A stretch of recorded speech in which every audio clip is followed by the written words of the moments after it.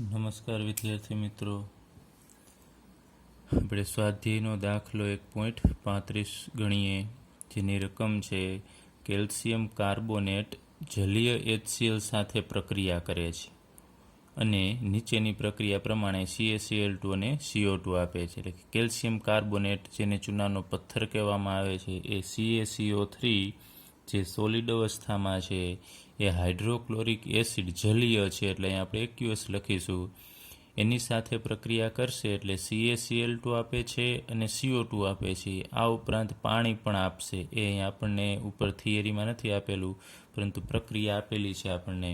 એટલે CaCO3 અને HCl ભેગા મળી CaCl2, CO2 અને H2 આપે છે.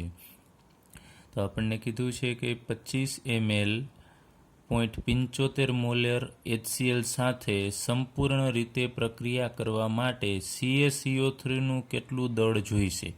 તો આપણને આપેલું છે કે આપણી પાસે 25 ml HCl છે કે જેની સાંદ્રતા 0.75 મોલર છે. એટલે 0.75 મોલર સાંદ્રતા ધરાવતો હાઇડ્રોક્લોરિક એસિડ, એનું કદ 25 ml છે. તો આ 25 ml 0.75 મોલર HCl આપણે પૂરેપૂરો વાપરી નાખવો છે. અહીંયા તમે જુઓ છો કે વપરાય છે, તો સામે કેની જરૂર પડશે? કેલ્શિયમ કાર્બોનેટની. તો આટલું પ્રમાણ આપણે વાપરવા માટે સામે કેટલા ગ્રામ CaCO3ની જરૂર પડશે એ આપણે મેળવવાનું છે. ખાસ રકમ સમજજો. અહીંયા HCl વપરાશે તો સામે CaCO3ની જરૂર પડે છે. અહીંયા 2 મોલ વપરાય છે, ત્યારે સામે આના 1 મોલની જરૂર પડે છે.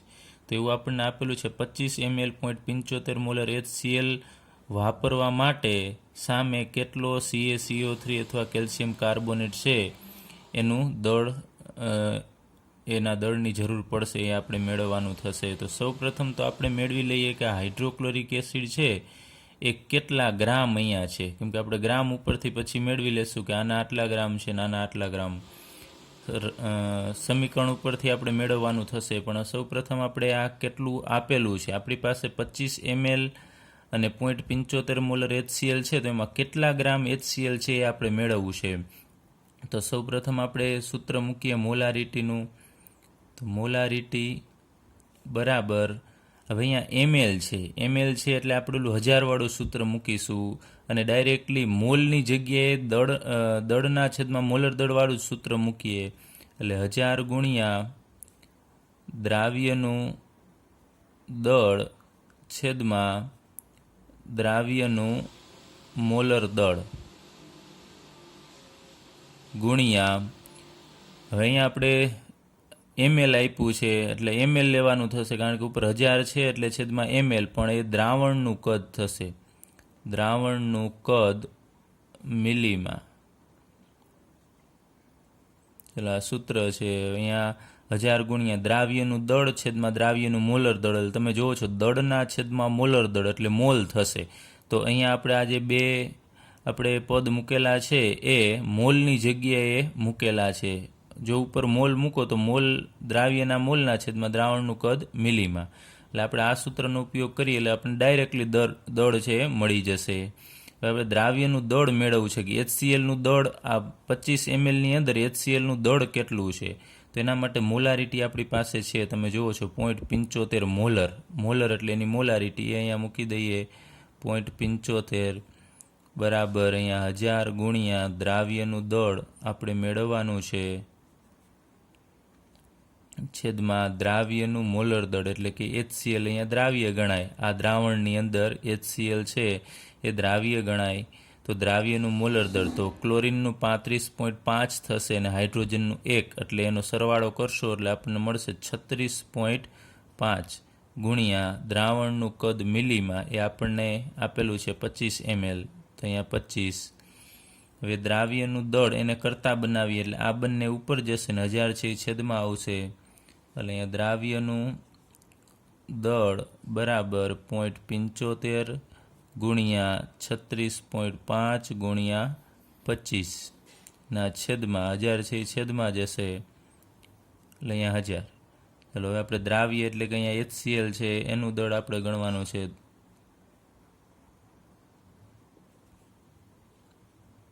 તો આનું આપણે સાદુરૂપ આપીએ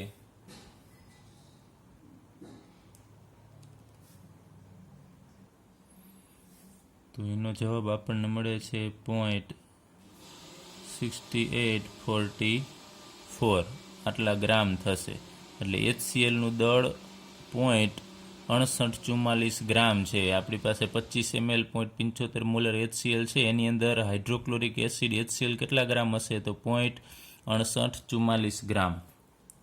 હવે આપણે આટલા ગ્રામ આપણી પાસે હાઇડ્રોક્લોરિક એસિડ છે, તો સામે કેટલા ગ્રામ CaCO3ની જરૂર પડશે એ આપણે મેળવવાનું છે. તો આપણે સૌપ્રથમ ઉપરની જે પ્રક્રિયા છે એ જ લખીએ. અહીંયા CaCO3 કેલ્શિયમ કાર્બોનેટ કે જે સોલિડ અવસ્થામાં છે એ પ્લસ 2 મોલ HCl એક્યુઅસ, એમાંથી મળે છે CaCl2 એક્યુઅસ પ્લસ CO2 ગેસ અને પ્લસ H2O લિક્વિડ.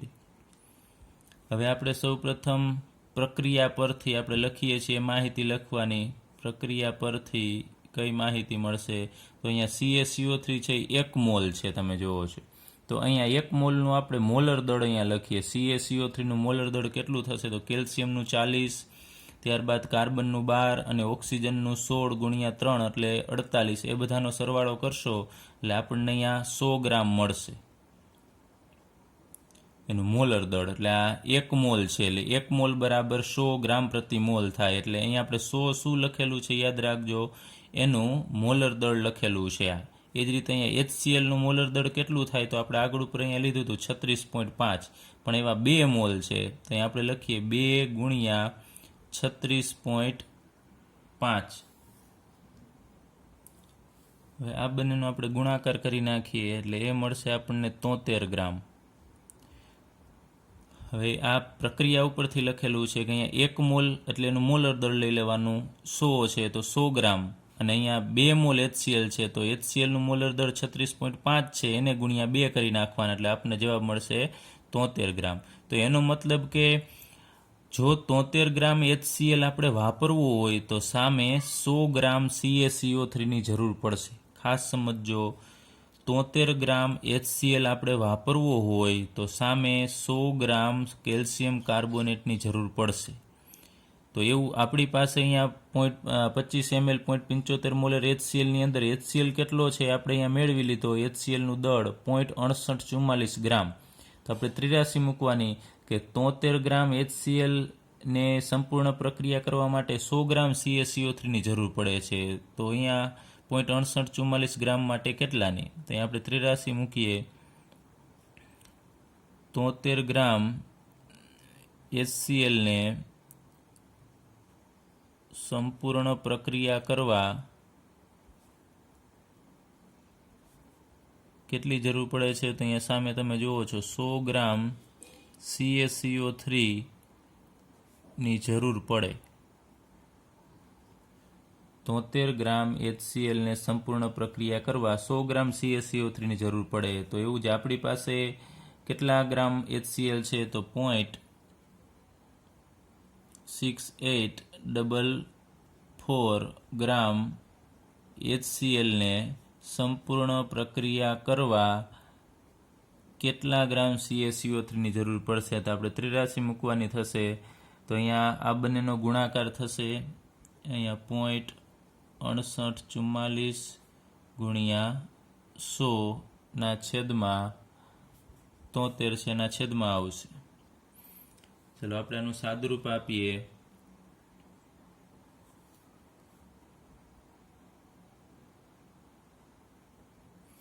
તો આપણને જવાબ મળે છે 0.9375 ગ્રામ CaCO3ની જરૂર પડે.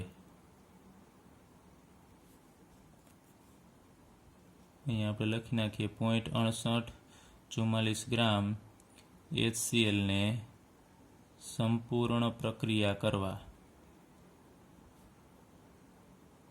આટલા ગ્રામની જરૂર પડશે. ચલો આ રીતે તમારે કોઈ પણ બીજો દાખલો આપેલો હોય અને કોઈ પણ બીજી પ્રક્રિયા આપેલી હોય તો સૌપ્રથમ તમારે પ્રક્રિયા પરથી માહિતી મેળવવાની. કે કેટલા ગ્રામ, જો મોલ આપેલું હોય તો અહીંયા તમારે મોલ લખવાના કે 1 મોલ ને અહીંયા 2 મોલ, પરંતુ અહીંયા આપણને દળ આપેલું છે, એ રીતે દળ મેળવવું પડશે, તો દળની મદદથી તમારે મેળવવાનું. આની જગ્યાએ તમે મોલ પણ મેળવી શકો છો, પરંતુ મોલને વળી પાછું આપણે દળમાં કન્વર્ટ કરવું પડશે. એટલે આ રીતે અહીંયા 73 ગ્રામ માટે 100 ગ્રામની જરૂર પડે છે, તો 0.6844 ગ્રામ માટે કેટલા, આ રીતે 83 મૂકી અને આપણે દાખલો છે ગણી શકીએ. ચલો, ત્યારબાદ સ્વાધ્યાયનો છેલ્લો દાખલો 1.36, એની રકમ છે, એમાં આપણને આપેલું છે કે એક પ્રક્રિયા છે, એમાં હાઇડ્રોક્લોરિક એસિડ અને મેંગનીઝ ડાયોક્સાઇડ એ બંને પ્રક્રિયા કરી અને પાણી MnCl2 અને Cl2 ઉત્પન્ન કરે છે. તો 5 ગ્રામ મેંગનીઝ ડાયોક્સાઇડ સાથે HClના કેટલા ગ્રામ પ્રક્રિયા કરશે? આગળનો આપણે દાખલો જોયો એવો જ દાખલો છે. અહીંયા કીધું છે 5 ગ્રામ મેંગનીઝ ડાયોક્સાઇડ લેવાનું, તો સામે કેટલા ગ્રામ HClની જરૂર પડશે એ આપણે મેળવવાનું છે. ઉપર આપણે જોયું એ મુજબ, પરંતુ એના કરતાં ઇઝી છે, કારણ કે અહીંયા તમને ડાયરેક્ટલી ગ્રામ આપેલા છે.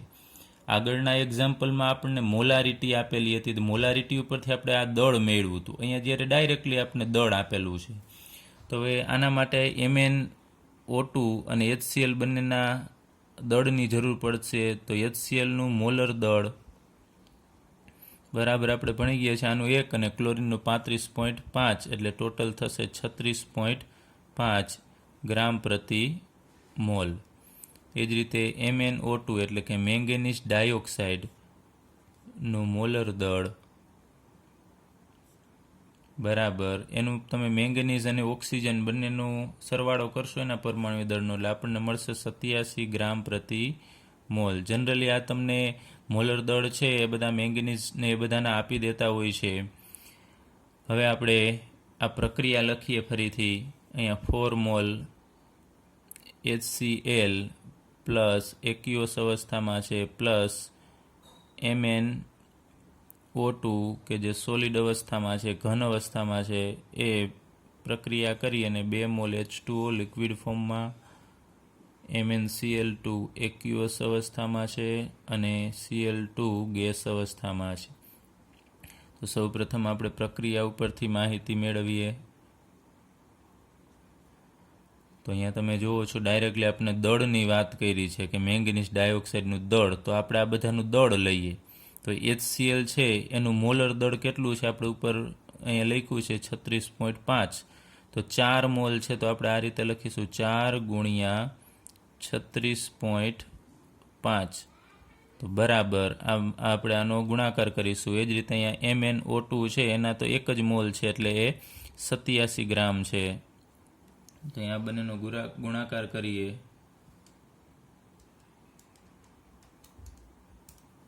તો આપણને જવાબ મળે છે 146 ગ્રામ. તો હવે પ્રક્રિયા ઉપરથી આપણને એવી માહિતી મળી કે 4 મોલ HClનું દળ 146 ગ્રામ થશે. તો 146 ગ્રામ જો આપણે HCl લઈએ તો સામે MnO2 છે એના 87 ગ્રામ વપરાશે. અથવા ઉલટી રીતે આપણે કહીએ કે 87 ગ્રામ MnO2 આપણે વાપરવું હોય તો સામે HClની કેટલી જરૂર પડશે? 146 ગ્રામ. તો બસ આપણે હવે 83 મૂકવાની છે. આપણી પાસે મેંગેનીઝ ડાયોક્સાઇડ છે, તો હવે 83 મૂકીએ.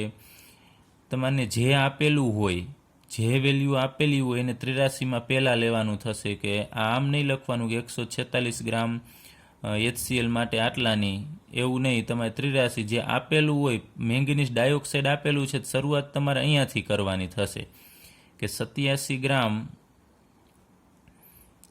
MnO2 સાથે HCl કેટલી પ્રક્રિયા કરે છે? તો 146 ગ્રામ HCl પ્રક્રિયા કરે. 87 ગ્રામ MnO2 સાથે 146 ગ્રામ HCl પ્રક્રિયા કરે છે. તો આપણને કીધું છે 5 ગ્રામ મેંગનીઝ ડાયોક્સાઇડ સાથે કેટલા ગ્રામ પ્રક્રિયા કરશે? તો અહીંયા ડાયરેક્ટ તમારે મૂકવાનું 5 ગ્રામ MnO2 સાથે કેટલા ગ્રામ HCl પ્રક્રિયા કરે. ચલો અહીંયા 83 મૂકેલા, બંનેનો ગુણાકાર કરીએ. 5 ગુણ્યા 146 છેદમાં 87.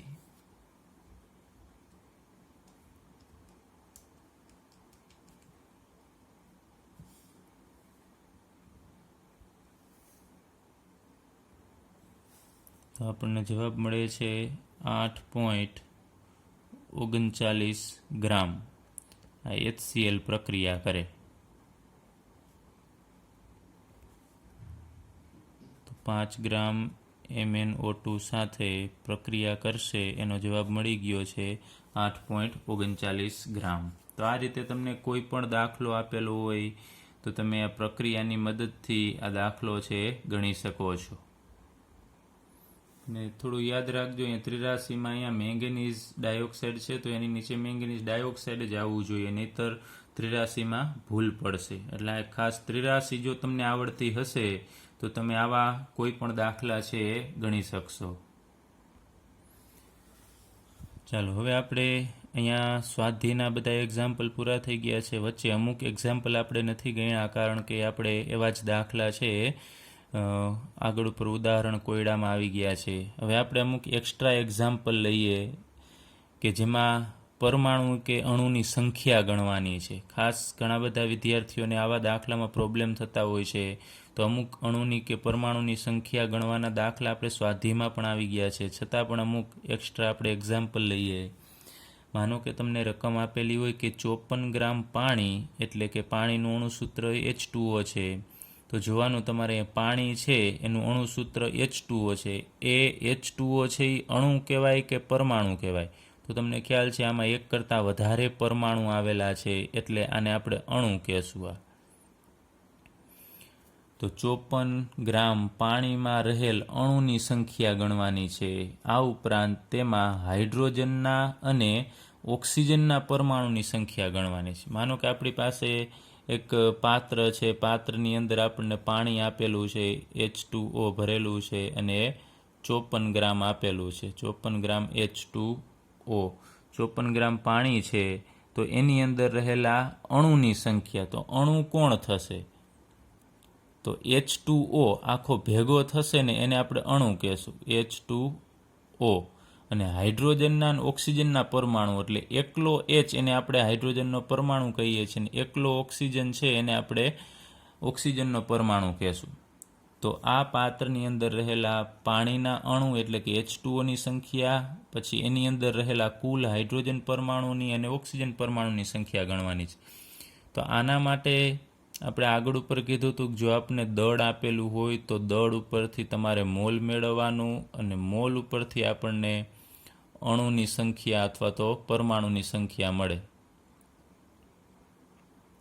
આ ક્રમને તમારે અનુસરવાનું છે, દળ ઉપરથી મોલ ને મોલ ઉપરથી અણુ. તો અહીં આપણને દળ આપેલું છે પાણીનું, તો સૌપ્રથમ દળ ઉપરથી આપણે મોલ મેળવીશું. તો અહીં લખીએ પાણી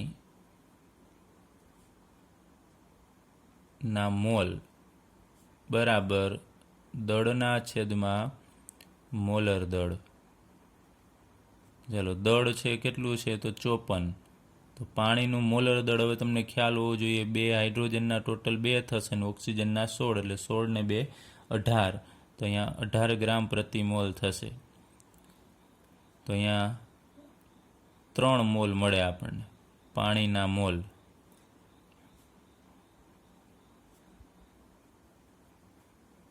ચલો 54 ગ્રામ પાણી એટલે કે 3 મોલ પાણી થશે.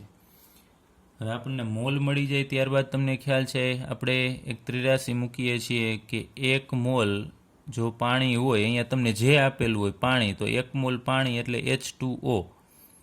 1 મોલ H2O માં કેટલા અણુઓ હશે તો તમને ખ્યાલ હોય કોઈ પણનો 1 મોલ હોય એટલે 6.022 ગુણ્યા 10⁻23 ઘાત H2O એટલે કે પાણીના અણુ હશે. 1 મોલમાં આટલા અણુ હાજર હોય તો આપણી પાસે કેટલા મોલ છે તો 3 મોલ. તો અહીંયા મૂકવાનું તમારે. તો 3 મોલ H2Oમાં કેટલા પાણીના અણુ હાજર હશે? તો આ બંનેનો ગુણાકાર કરીએ. 3 ગુણ્યા 6.022 ગુણ્યા 10⁻23 ઘાત છેદમાં આવે 1 છે તો લખવાની કંઈ જરૂર નથી. આનો આપણે ગુણાકાર કરીએ તો આપણને જવાબ મળે છે 18.066 ગુણ્યા 10⁻23 ઘાત. ચલો એક અંક પછી પોઈન્ટ આપણે લેવો હોય તો અહીંયા લઈ લઈએ. 1.8066 થશે ગુણ્યા 10^24. તો આટલા આપણને H2Oના અણુ મળશે. એટલે કે 54 ગ્રામ જે પાણી હતું એમાં કુલ પાણીના અણુ કેટલા હશે? તો 1.8066 ગુણ્યા 10^24 H2O પાણીના અણુ હાજર હશે. ચલો આટલું મળી ગયું છે આ 3 મોલમાં, એટલે કે 3 મોલ એટલે 54 ગ્રામ.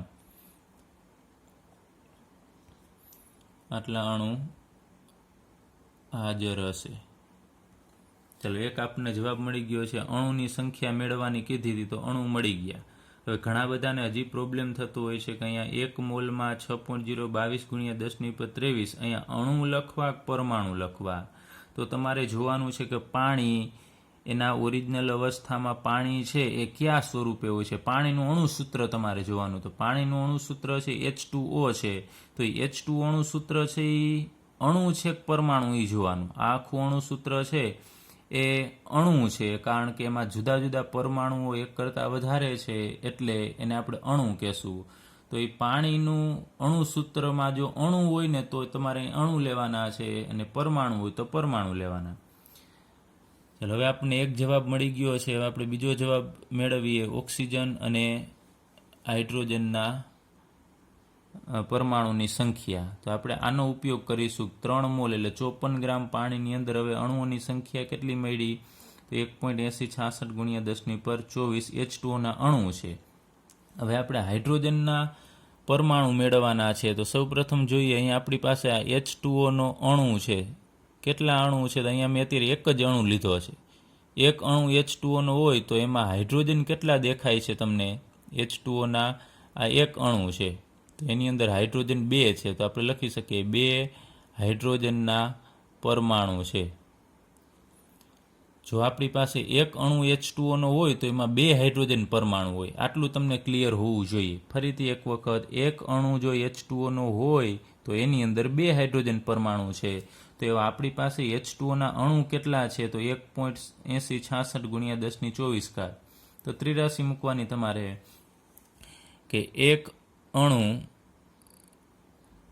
એક H2Oના અણુમાં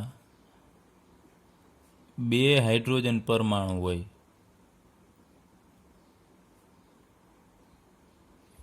એક H2Oના અણુમાં 2 હાઇડ્રોજન પરમાણુ. તો આપણી પાસે કેટલા છે અહીંયા? 1.8066 ગુણ્યા 10^24 H2Oના અણુમાં બરાબર અહીંયા સામે કેટલા હાઇડ્રોજનના પરમાણુ હાજર હશે? તો અહીંયા આ બંનેનો આપણે ગુણાકાર કરીએ એટલે 2 ગુણ્યા 1.8066 ગુણ્યા 10^24. ચલો અહીં છેદમાં એક કંઈ લખવાની જરૂર નથી. આનું સાદુરૂપ આપીએ 2 ગુણ્યા 1.8066. તો આપણને જવાબ મળે છે 3.6132 ગુણ્યા 10^24 હાઇડ્રોજનના પરમાણુ હાજર હશે. તો કુલ જે પાણી આપણને કીધું હતું 54 ગ્રામ, એની અંદર આટલા હાઇડ્રોજનના પરમાણુ હોય. આ બીજો જવાબ મળી ગયો આપણને કે હાઇડ્રોજનના પરમાણુ આટલા હાજર. ચલો એ જ રીતે આપણે હવે ઓક્સિજનના પરમાણુ લઈએ.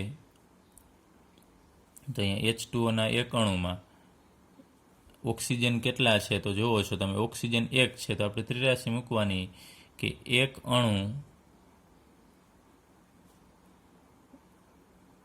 H2Oમાં કેટલા ઓક્સિજન છે? તો એક જ ઓક્સિજન છે. તો અહીંયા લખવાનું એક ઓક્સિજન પરમાણુ હોય. તો એવા આપણી પાસે કેટલા અણુ છે? અહીંયા જે 83 મૂકી એ જ 1.8066 ગુણ્યા 10^23 અણુ H2Oના હોય તો એમાં કેટલા ઓક્સિજનના પરમાણુ હોય? તો એટલા જ આવશે. આ બંનેનો ગુણાકાર કરશો એટલે જવાબ 1.8066 ગુણ્યા 10^23 જે હવે મળશે એ ઓક્સિજનના પરમાણુ મળશે.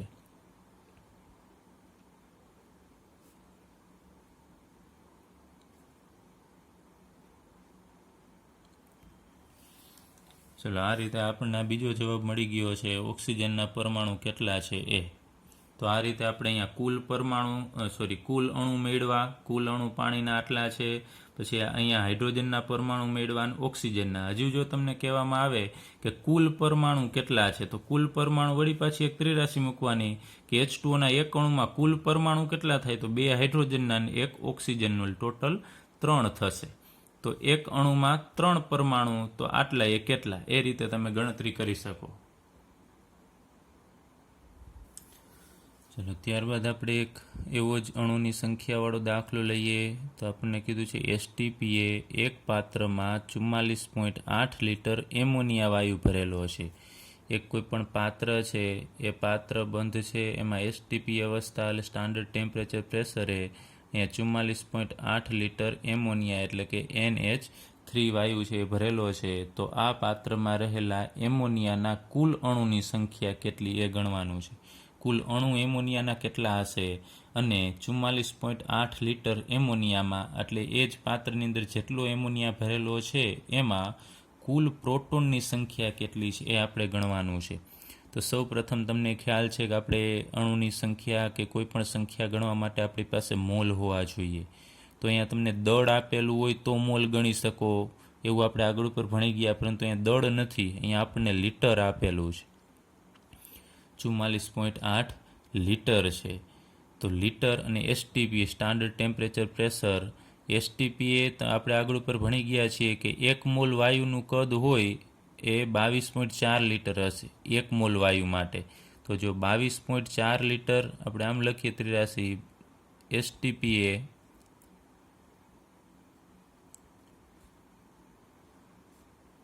22.4 લીટર NH3, 22.4 લીટર કદ જો એમોનિયા હોય તો એના મોલ કેટલા થશે, 1 મોલ થશે. 22.4 લીટર NH3 એટલે 1 મોલ. તો એવું આપણને આપેલું કેટલું છે, તો STP જ આપેલું છે. STP એ